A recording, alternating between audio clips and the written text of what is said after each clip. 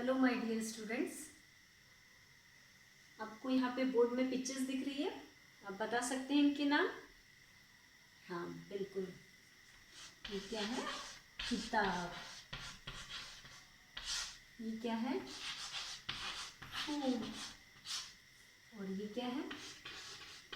बर्तन। ठीक है, तो जितने भी आपने इमेजेस देखे हैं, यहाँ पे जो भी चित्र दिख रहे हैं, चित्र देखते ही आपके इसमें मन में इनके स्वाभाविक रूप से इनके नाम आपके दिमाग में आ जाते हैं।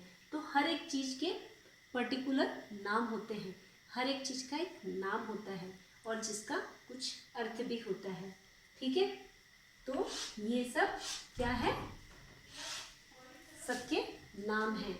तो ये हम इन्हें शब्दों से बुलाते हैं। तो आज हम पढ़ेंगे शब्दों के बारे में। ठीक है, so I am going to teach you today शब्द विचार। क्या? शब्द विचार। लास्ट क्लास में मैंने आपको पढ़ाया था वर्णों के बारे में। ठीक है, वर्णों से मिलकर क्या बनते हैं? शब्द बनते हैं। जैसे कि हम लोग एग्जाम्पल ले सकते हैं। पहला ही एग्जाम्पल लेते हैं। यहाँ पे कौन से वर्ण हैं? कितने वर्ण हैं?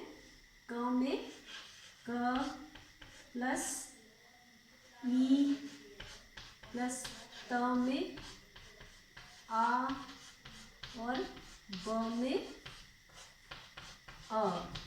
ठीक है, तो ये सारे वर्ण मिलकर क्या बना रहे हैं? एक शब्द बना रहे हैं। ठीक है, तो ये वर्णों से मिलकर क्या बनता है? शब्द बनता है। सबको समझ में आया? वर्णों से मिलकर शब्द बनता है। अब हम इसका वर्ण विच्छेद करेंगे, फूल का। तो बताएंगे सभी बच्चे मेरे साथ में। फ प्लस क्या हो गया? हाँ वेरी गुड, ऊ। पर यहाँ पे ये क्या है? बड़ा ऊ प्लस ल और अ। अब बात करेंगे बर्तन की। ब प्लस अ प्लस र प्लस अ प्लस त प्लस अ प्लस न प्लस अ। तो इस तरह से हम लोगों ने इन शब्दों के वर्ण विच्छेद किए और इनसे वर्णों से मिलकर क्या बने? ये शब्द बने। पर अगर मैं इन्हीं शब्दों को इस तरह से लिख दूं,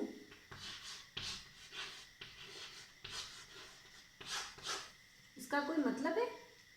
रत्नक नहीं, कोई मतलब नहीं है। तो ये क्या है? निरर्थक शब्द है। तो इसका कोई मतलब नहीं है। ल फॉर्म की मात्रा लफू, तो ये कोई शब्द है? नहीं, तो इसका भी कोई मतलब नहीं है।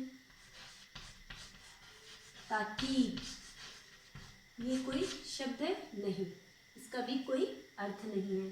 तो इसका मतलब शब्द क्या है?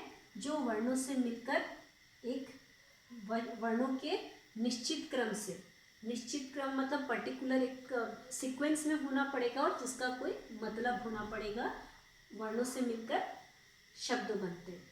ठीक है, मतलब शब्द क्या हो गए? जिसका कोई सार्थक, वर्णों का वह मेल जिसका कोई अर्थ हो, तो उसे क्या कहते हैं?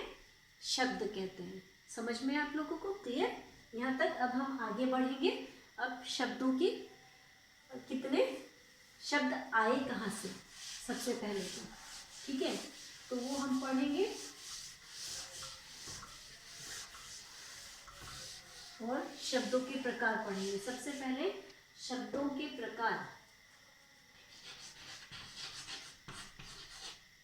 शब्दों के प्रकार, पहला उत्पत्ति के आधार पर,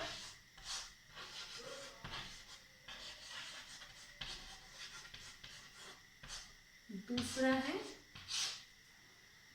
बनावट के आधार पर,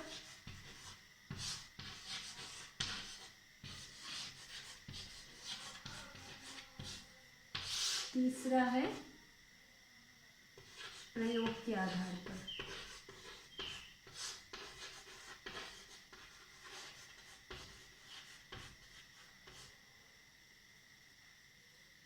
पहले हम पढ़ेंगे, ये शब्दों के प्रकार के बारे में चर्चा कर रहे हैं। तो शब्दों के प्रकार हो गए, पहले तो उत्पत्ति के आधार पर, बनावट के आधार पर और प्रयोग के आधार पर। ठीक है, यहाँ तक क्लियर है। अब बात करेंगे उत्पत्ति के आधार पर। उत्पत्ति के आधार पर, उत्पत्ति मतलब पैदा होना।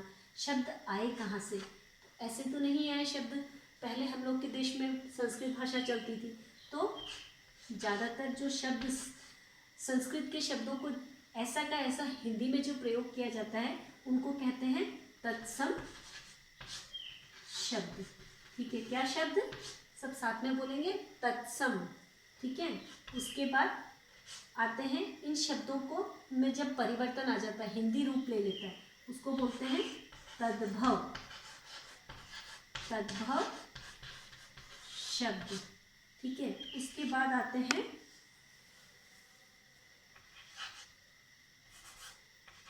देशज, और उसके बाद आते हैं विदेशी शब्द। वह शब्द, एक और प्रकार भी होता है इसके बाद में, शंकर बोलते हैं उसको, संकर शब्द। ठीक है, तो सबसे पहला प्रकार के बारे में बात करेंगे। जैसा कि मैंने आपको समझाया है कि तत्सम शब्द जो संस्कृत के शब्द होते हैं जिनको ऐसा का ऐसा ही हिंदी में प्रयोग किया जाता है। ठीक है, जैसे कि सर्प,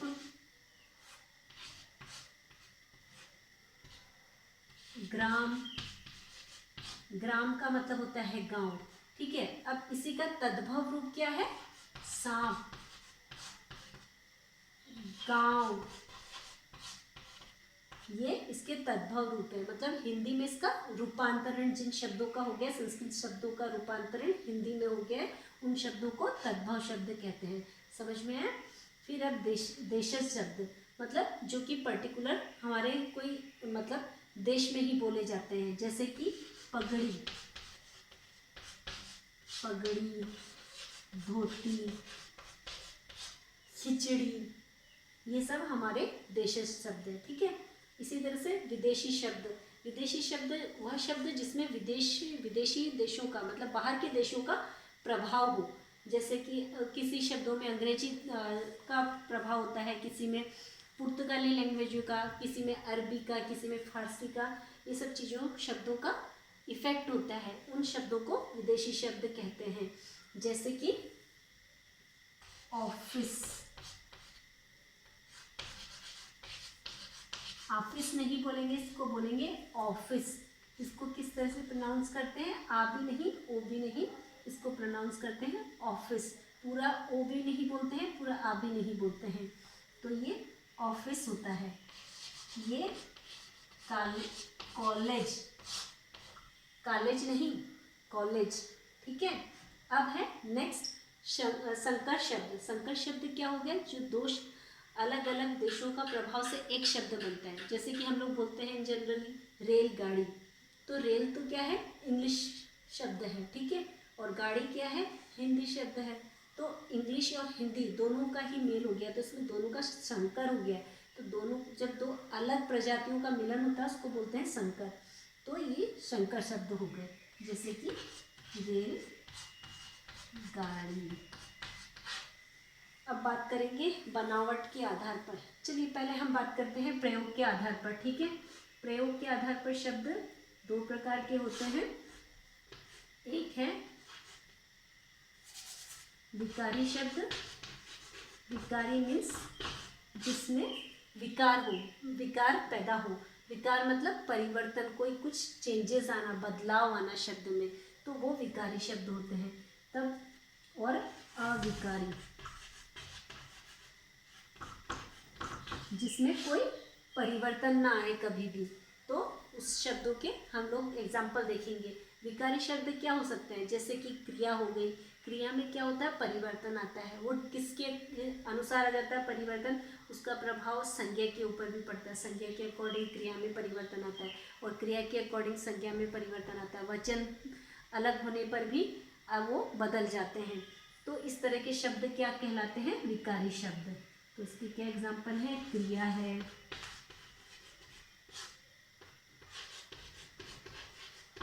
संज्ञा है।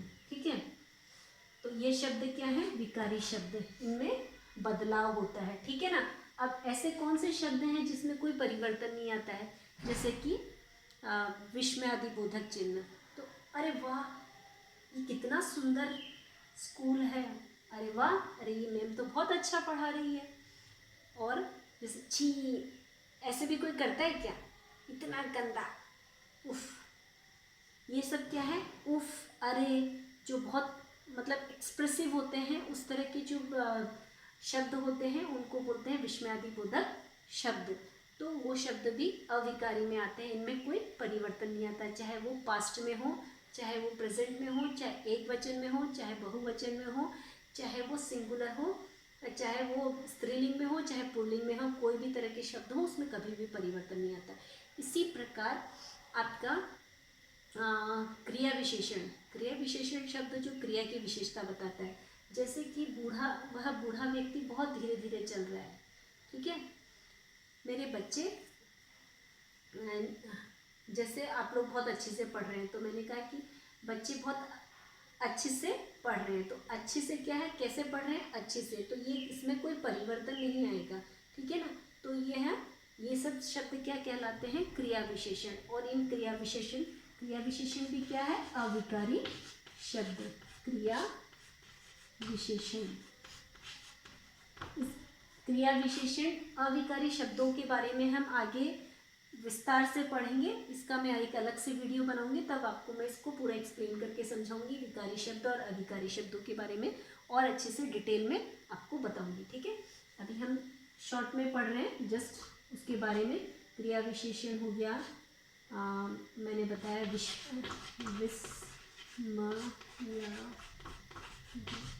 बोधक, समुच्चय बोधक, संबंध बोधक, ये सारे और भी कई सारे एग्जाम्पल हैं, तो वो सब आप अपने किताब से भी देख सकते हैं। पर इसके लिए मैं डिटेल में आपको आगे आने वाली वीडियो में अच्छे से समझाऊंगी, बट अभी इस चैप्टर के लिए इतना काफ़ी है। तो आपको ये सब समझ में आया। अब हम बात करेंगे बनावट के आधार पर शब्द। बनावट के आधार पर शब्दों को 3 भागों में बांटा गया है। ठीक है, पहला शब्द है रूढ़। रूढ़ शब्द, ये शब्द वह शब्द है जिनको टुकड़े करते हैं तो उसका कोई अर्थ नहीं निकलता है, जैसे कि रवि, फूल, इसको अगर आप तोड़ोगे तो इसका कोई मतलब नहीं है। ठीक है ना। इसी तरह से आगे का एक शब्द है, हाँ, और इसके एग्जाम्पल आप कई सारे अपने कॉपी में, सभी बच्चे इन सब के एग्जाम्पल लिखेंगे, जितना भी सकते हो मैक्सिमम 10 तो लिखना ही है, और मिनिमम 5 आप सबको अपनी अपनी कॉपी में लिखना है, तो याद रह जाएगा। और ये फ्लो चार्ट अपनी कॉपी में बना लोगे और एक बार नोट डाउन करोगे तो सबको पूरा अच्छे से याद हो जाएगा। ठीक है, अब आप बात करते हैं बनावट के आधार पर शब्दों के और दूसरे प्रकार। बनावट मतलब किस तरह से शब्द बनते हैं। तो जैसे ये शब्द है, ये एक रूढ़ शब्द, जिनको तोड़ने से इसका कोई दूसरा शब्द नहीं बनता, इसका कोई तोड़ा नहीं जा सकता इन शब्दों को। ठीक है, अब बात करते हैं यौगिक शब्द।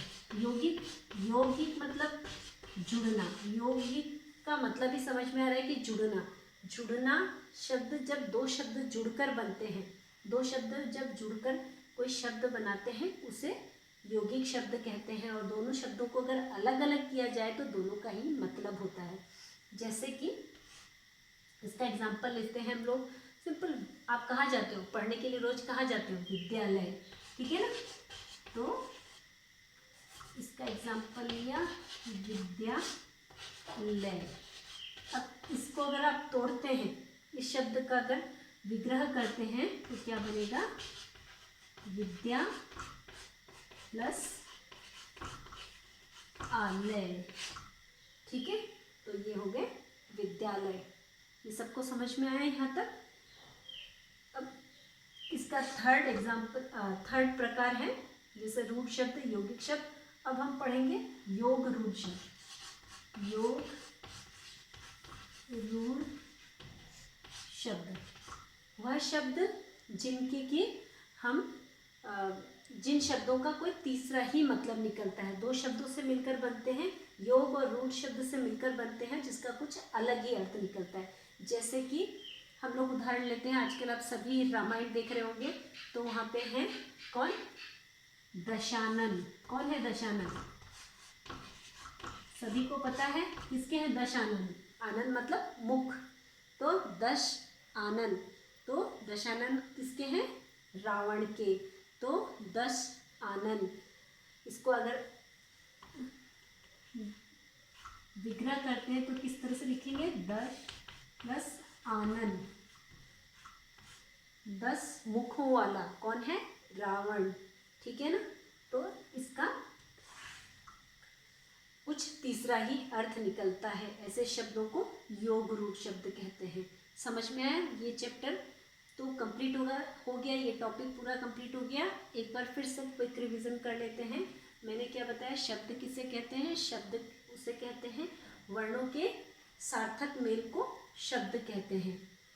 ठीक है? या हम लोग ऐसे भी कह सकते हैं वर्णों के सार्थक मेल से शब्द बनते हैं।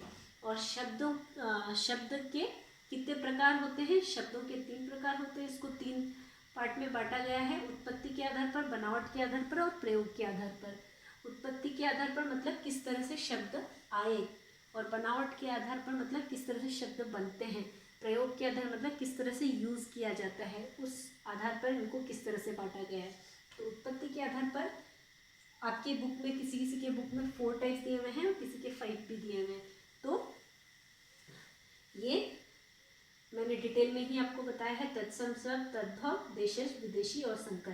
तत्सम हो गए संस्कृत के शुद्ध शब्द जो कि हिंदी में प्रयोग किए जाते हैं। तद्भव शब्द हो गए जो जिसका हिंदी रूपांतरण संस्कृत शब्दों का।